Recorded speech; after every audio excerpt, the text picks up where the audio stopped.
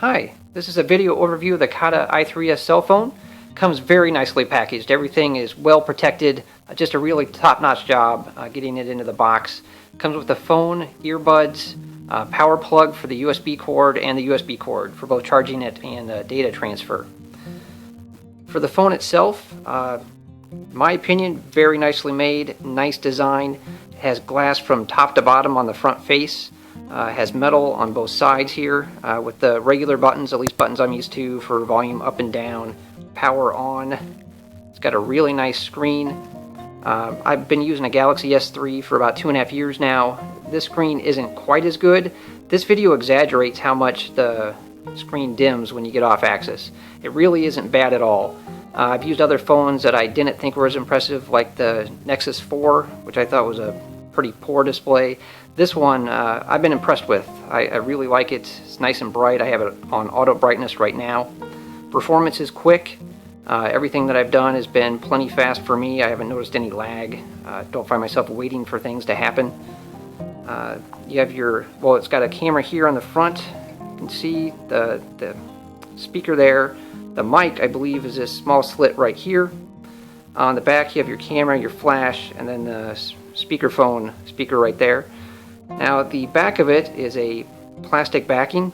Other people have remarked that it feels kind of cheap, but I have like I mentioned, Galaxy S3. It also has a plastic back.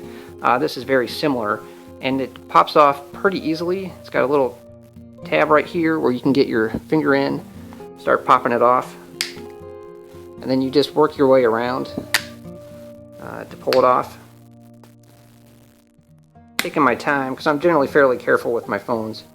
But you just work your way around, get all those tabs off, and you could probably just pull it right off, but so there it goes. Again, just a thin plastic back.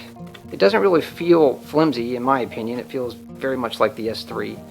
On the inside, you have the battery here.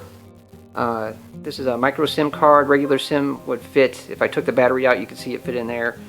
Yeah, it's a dual SIM. Forgot to mention that.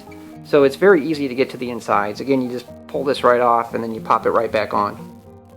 So I'm still getting used to this, so it takes me a little while to get all the tabs back on just right. But anyway, it's really easy to do, and it's, as far as I can tell, very solid too. I've never felt like I was going to break one of the clips off while I was doing it, anything like that. In terms of the design, you can tell it's more squarish like a lot of phones are these days. But yeah, that's the hardware in a nutshell. And just to show off the video camera performance of this, so I took just a video clip walking the pooch earlier today, walking around one of the hiking trails here. Sorry, my hand got in the way of the camera there, but I know it's difficult to tell video quality when you're looking at a video of a video on Amazon. But overall, I was really happy with how well it turned out. It looks great on the screen. Here's just the video clips. I like this part, at least of Android. Here's some pictures that I took of Nikki. But in the preview, it'll show you the movies playing. So I was happy with the performance of that. Going to the home screen there. Anyway, just wanted to show that off. And again, overall, I've been really happy, really impressed by this phone. For $150, it has exceeded my expectations. So, well, happy shopping, and I recommend that you give this some consideration. Alright, thanks a lot for watching. I'd also like to show a quick comparison between the i3s and a Samsung Galaxy S3. I've had this for about 2.5 years, and the reason I'm showing you this is that this is $150, and these are going unlocked for a little over $200 right now, so you may be shopping for both at the same time.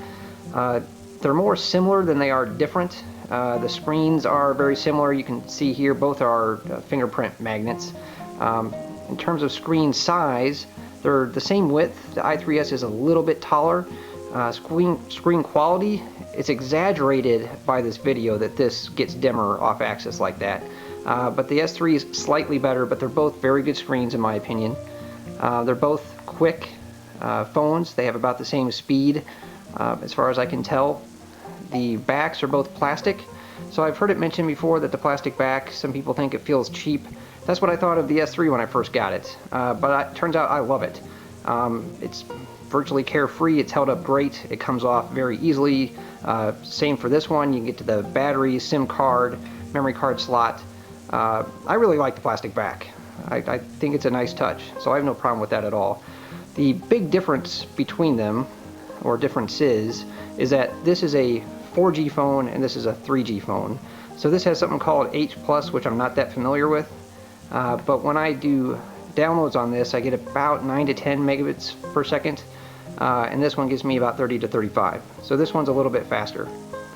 Also, this one has a physical home button. So they both have capacitive buttons on the sides. This one has a physical home button, so you can turn the phone on with this if you want.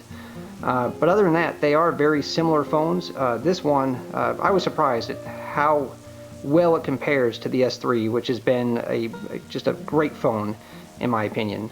So just wanted to show that off because you may be shopping for both because they're fairly close in price.